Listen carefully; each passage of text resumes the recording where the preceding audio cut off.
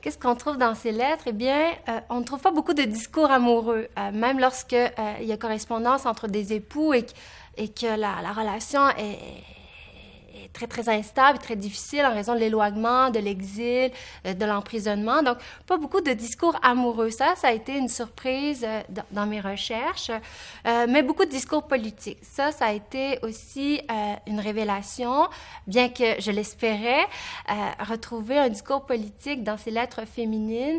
On voit à quel point les événements viennent moduler la façon d'appréhender l'épistolaire lorsqu'on est une femme, puisque le discours de l'ennui qu'on retrouvait au début de la décennie lorsque le mari partait siéger à Québec à la Chambre d'Assemblée, donc il y avait tout un discours de l'ennui. Hein. C'est dur s'occuper des enfants en ton absence, etc., etc., s'occuper des ouvriers, des domestiques, lorsqu'on est une bourgeoise. Mais lorsque les tensions politiques s'exacerbent, le discours de l'ennui est déclassé très, très rapidement, et c'est la politique qui trône dans la hiérarchie des sujets abordés. Les femmes ne peuvent pas faire autrement que d'aborder la question politique, puisqu'elle est partout, dans les journaux, dans la rue. Les manifestations sont de plus en plus nombreuses et radicales, et donc de la maison, les épistolières entendent les violences extérieures, donc elles ne peuvent plus l'ignorer.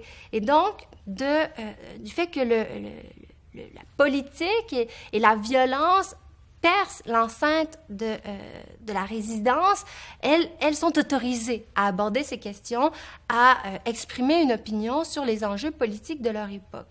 Donc, il y a un discours politique qui se manifeste et à différents degrés de radicalisme. Julie Bruno-Papineau est celle qui tient le discours le plus radical.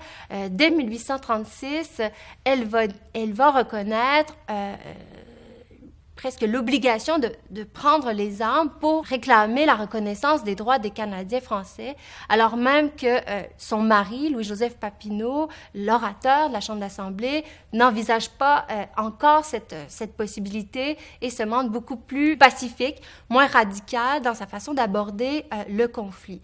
Donc, j'ai trouvé une pensée politique radicale, mais aussi une prise de parole chez les femmes plus modestes. Je ne m'attendais pas à trouver un corpus aussi important, plus de 40 requêtes féminines adressées aux autorités coloniales, parfois écrites de la main des femmes elles-mêmes, parfois rédigées par un écrivain public, un magistrat.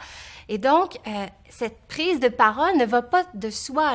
La pétition n'est pas encore reconnue comme forme d'intervention politique à l'époque, et donc que les femmes osent non seulement adresser une requête au gouverneur, mais également faire circuler une pétition qui appuie leur requête, signée avec la signature du curé bien en évidence pour cautionner la prise de parole. Ça a été aussi une autre surprise de mon corpus.